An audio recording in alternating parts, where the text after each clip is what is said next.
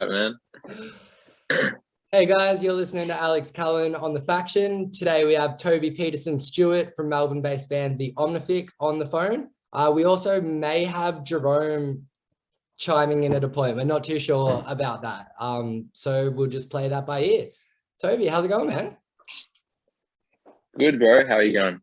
Not too bad, dude. I literally just finished listening to Escapades like before. So I got out of an exam for uni, put it on.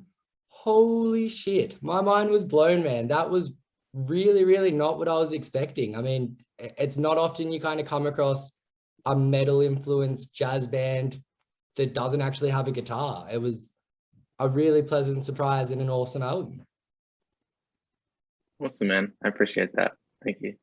So I suppose, how do you even approach writing such a style of music? Because it does feel so influenced by jamming in a big sense. Yeah, we kind of approach the writing. It changes song to song as it does for everyone, but it kind of usually starts isolated with either me and Matt, kind of with an idea. And we kind of fiddle around with it on our own until we can present it to the band. Most of the time, at least that's how this album turned out.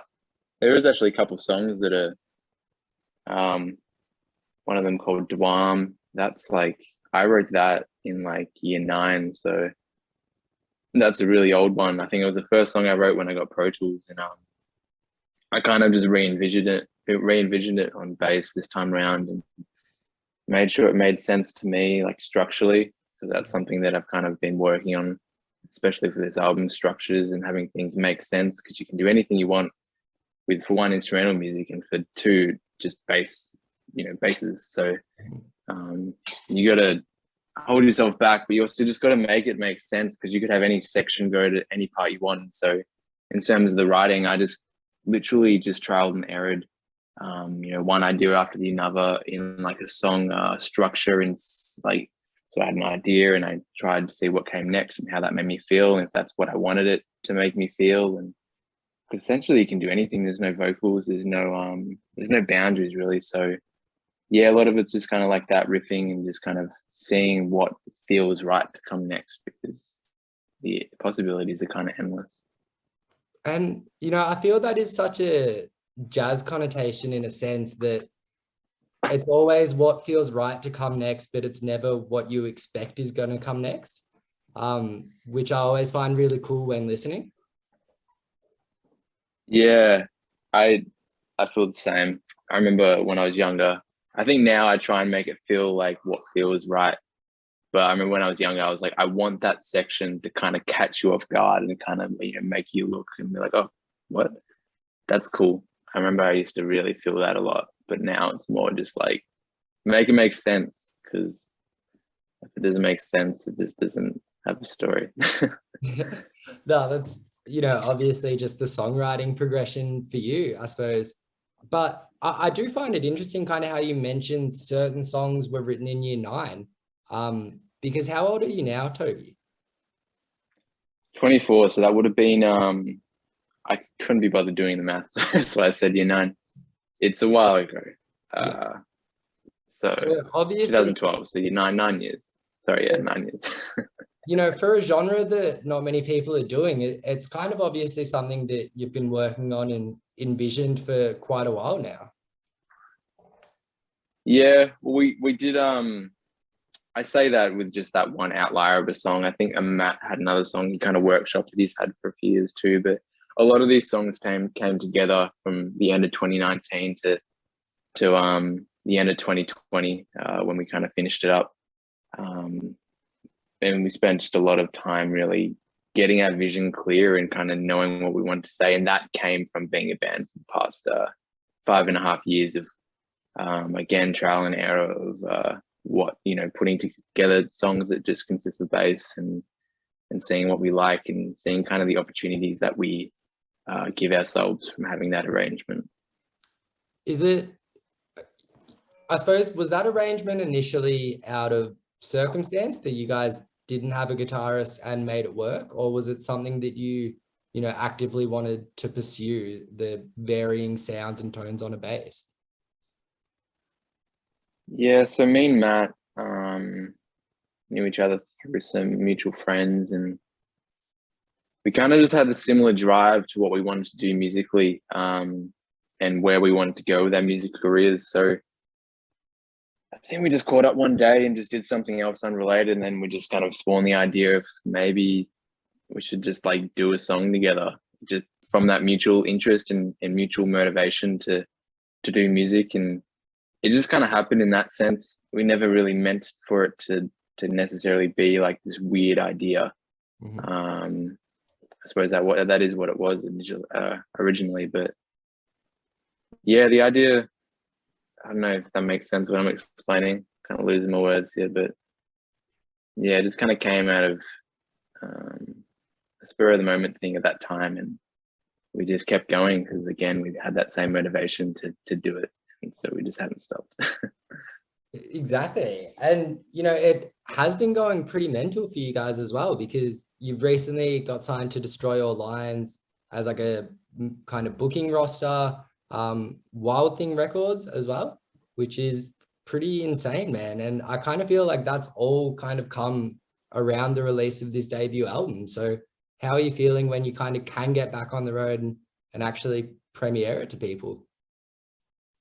Yeah, it's exciting, dude. It's so great to have such a great team behind us now. It's been us three for many years, and it's just great to have some extra people helping us and to support us. And those areas that we are not educated in, we have people who are. So it's very exciting in that sense. And yeah, going on the road and kind of having again, there's more support around us and more direction and more clarity in where we want to go as a band and as a musical concept is it's really exciting because you get so deep in that creative process that you forget about some of that stuff. So it's honestly just, yeah, exciting to have a team around us. And it would have been a pretty jaw-dropping creative process as well. I mean, getting Erman to do the mastering at the end of it, that's pretty incredible. How did that come about?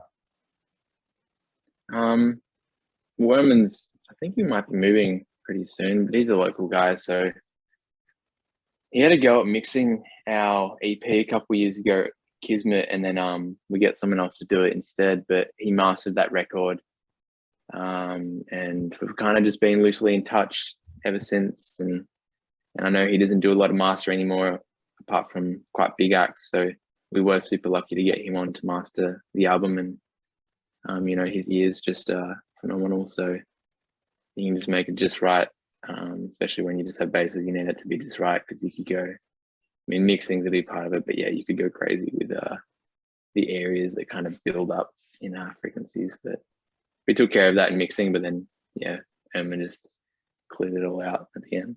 Yeah, so I got really excited when you kind of mentioned that, because listening some of the frequencies that you actually kind of put out there on a bass are incredible. I mean, there's certain moments that the tone almost sounds like vocal harmonies, and certain things that I genuinely don't know how you guys have managed to do it. So yeah, I found that really impressive.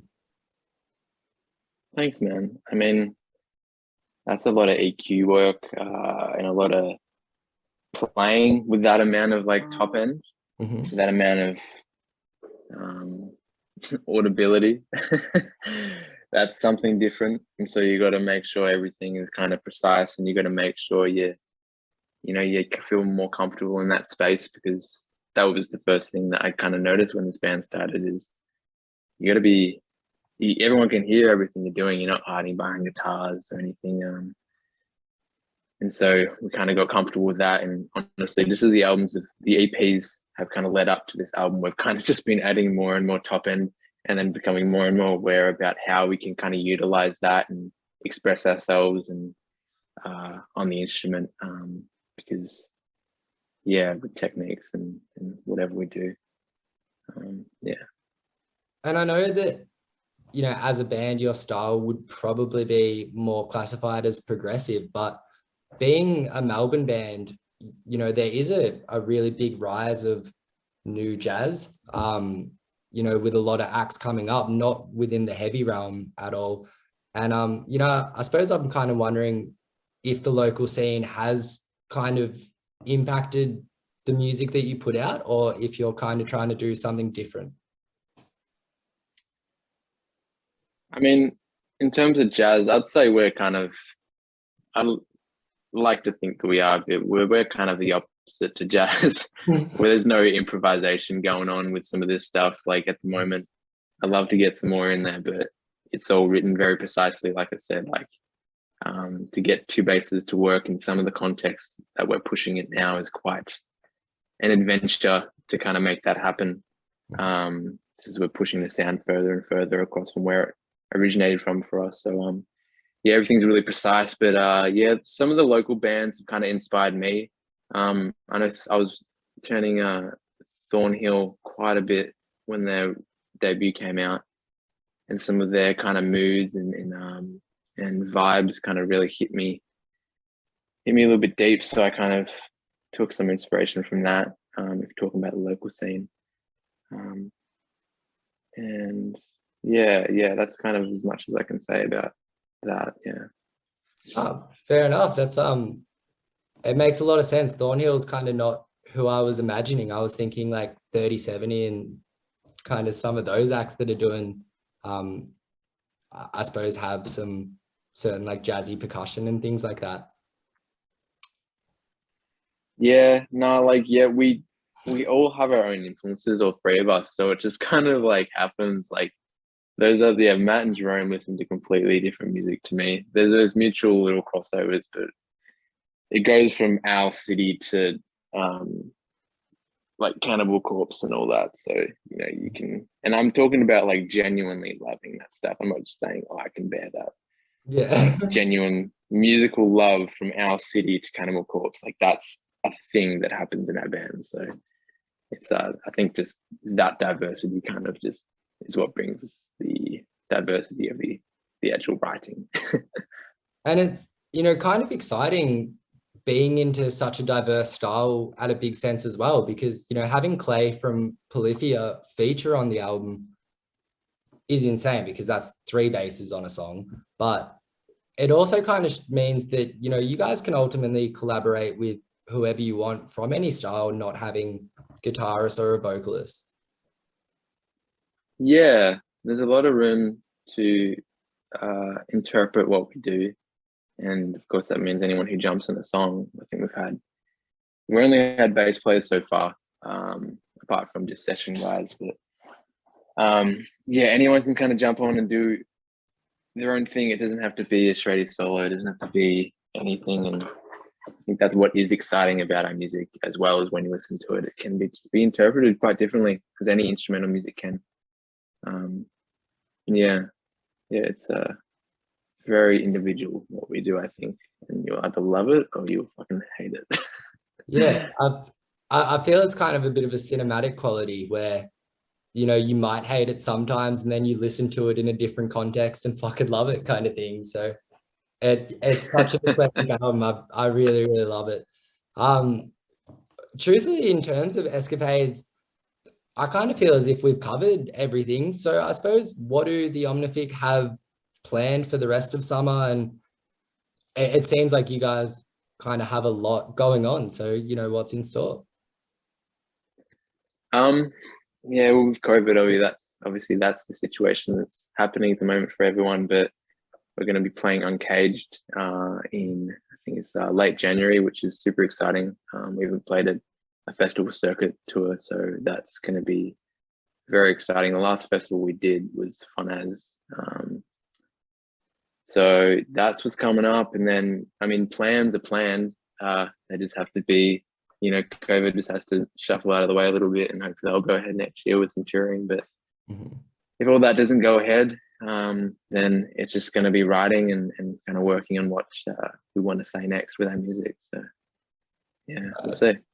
Well, I'm going to keep an excited eye on that and hopefully see what you guys bring out soon. And until then, I'm sure I'll catch you at Uncaged, because that lineup is massive.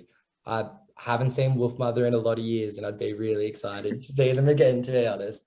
Well, thank you so much. If you've tuned in late, we've been on the phone with Toby from Melbourne-based band The Omnific. Thank you so much for having a chat, Toby. No worries. Thanks, heaps, man. Appreciate it.